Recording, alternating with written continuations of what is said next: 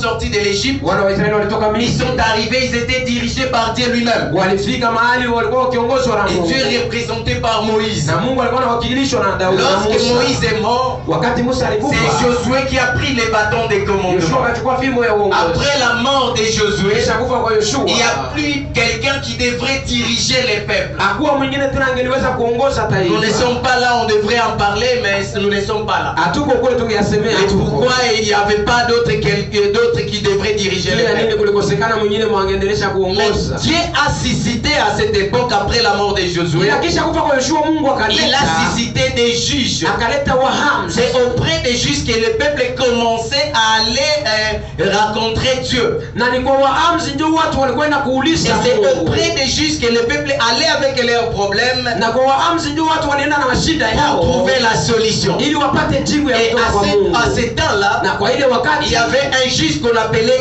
Élie. kulikuwa muhamzi mmoja aliitwa Sous Eli, ses pieds, il y avait un homme na chini ya miguu yake kulikuwa mtu qu'on avait mmoja. appelé Samuel. Huyu mtu aliitwa Nous Samueli. connaissons tous l'histoire de Samuel. Tunajua hadithi ya Samueli. Dieu a demandé. Mungu Et akaomba. pendant le règne de Samuel, Wakati Samueli alikuwa le akitawala, peuple a demandé à Samuel watu wakamuomba Samueli, que nous puissions devenir comme les autres peuples. wanapenda wafanane mataifa zingine. C'est-à-dire être dirigé par un roi. Ni kusema kuwa na mfalme wa Mais en kuongoza. réalité, Dieu voulait diriger lui-même son peuple. Ila kwa kweli Mungu alipendelea mwenyewe aongoze Et le taifa peuple lake. a exprimé sa volonté à Watu Dieu wakaonesha nia yao kwa et dit Mungu, que nous devons être dirigés comme les peuples. wakasema Les autres tunapaswa nations. kuongozwa kama mataifa nyingine. Saül est allé dire à Dieu.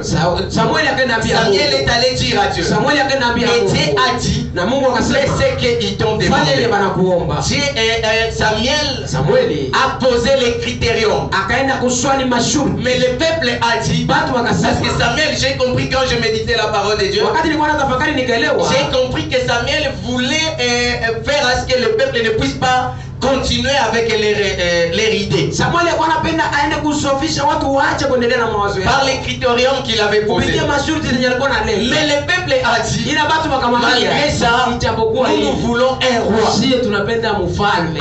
Dieu a donné le critérium. Mungu akapana Il makanuni. dit, comme ça, celui qui doit diriger le peuple, il doit être comme ça. Sasa mwatongoza taifa takuwa Et hivi. le choix est tombé sur celui qu'on appelle Saül. Chague kaangukia mtu anaitwa Sauli. Saül, c'était un benjamite. Sauli alikuwa mtu wa Mbenjamini. Il n'était pas dans la lignée royale selon les paroles prophétiques de Jacob. Hakukuwa muukoo ya kifalme sawa sawa na unabii ya Yakobo. Parce que selon les paroles prophétiques de Jacob, Maana sawa sawa na unabii ya Yakobo, les royaumes devraient être dans la tribu de Juda. ufalme unapaswa kutoka mkabila ya Yuda. Mais Saül, lui, était dans la famille de Benjamin. Ila Sauli alikuwa Mbenjamini. Mais le choix est tombé sur Saül. Chaguo ikaanguka juu yake. Saül est devenu roi. Sauli akawa Il mfalme. devient roi Akawa mfalme. selon la volonté et non de Dieu, Kwa mapenzi ya watu mais sio ya selon la Mungu. volonté du peuple. Kwa mapenzi ya watu. J'avais dit le mercredi, Nikasema siku ya il y a tatu. la volonté permissive de Dieu Kuna mapenzi ya kuruhusu et la volonté parfaite de na mapenzi Dieu. kamilifu ya Dieu Mungu. a sa propre Mungu volonté. kuna mapenzi yake kamili. Malgré que ça peut paraître être contraire à notre désir, Japokuwa itakuwa tofauti na nia mais zetu. c'est ça ce qu'il nous faut. Ila ndio kamili Et c'est mapenzi ça ya ce qui va Mungu. nous amener au bonheur. Na ndio itatuleta kuheri. Et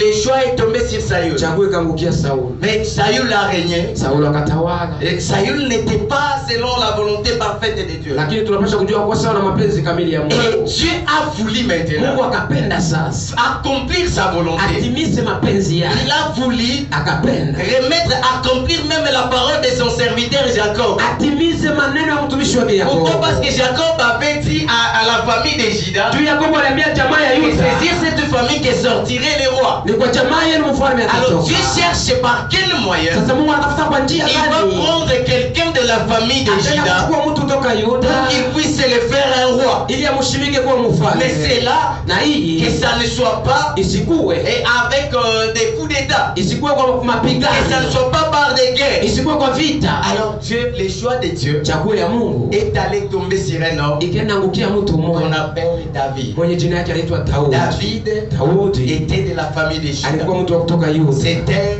un gamin d'ailleurs, Alikuwa kama mtoto un très petit. kijana bado. Maintenant, Dieu se demande. Mungu anajisoma. Mais vous allez comprendre avec moi. Upendo telewa na Il mimi. y a beaucoup d'éléments qui prouvent que Saül n'était pas selon la volonté de Kuna Dieu. vitu mingi inaonyesha Sauli hakuwa sawa na mapenzi. Il a régné mais il n'était pas selon la volonté de Dieu. Alitawala lakini kwa kweli ilikuwa kwa Parce mapenzi que ya le jour Mungu. même quand on l'est allé oindre Saül, maana hata siku wanaenda mpaka Saulo on l'a oué par une fiole. walitumia njo chupa. C'est dire Samuel a fait appel à une main d'œuvre de l'homme, Ni kusema Samuel alitumikisha kitu kile kilitengenezwa na mikono à ya une watu, main d'œuvre humaine. kitu kilifanywa na Mais mikono ya quand il watu. s'agissait de oindre David, Lakini wakati ilifiki kupamba il a fait kupakua appel Daudi, à une main d'œuvre de Dieu, wakati ilibidi kupaka à Daudi une main anatumikisha d'œuvre divine. mkono ya Mungu. Il a utilisé pour Akatumikisha kwa David Daudi une corne. pembe. Or la corne c'est Dieu lui-même qui l'a fabriquée. Na pembe ni Mungu yeye mwenyewe ndio Mais une anaiumba. fiole, Ila chupa c'est l'homme qui a ni fabriqué. mtu ndio C'est là pour anaitengeneza. prouver à Na ili suffisance kuonesha kwa que kweli Saül Saulo n'était pas un roi selon la volonté de Dieu. akuwa mfalme sawa na mapenzi ya Je Mungu. cherche maintenant. Mungu anatafuta Il sasa. s'est dit comment je vais faire Asema nitafaje pour que je nomme ce David juu Daudi atawa qui devienne roi. akuwe mfalme. En réalité, quand vous regardez à l'époque, Kwa kweli ukitizama wakati ya mbele pour être roi, kusudi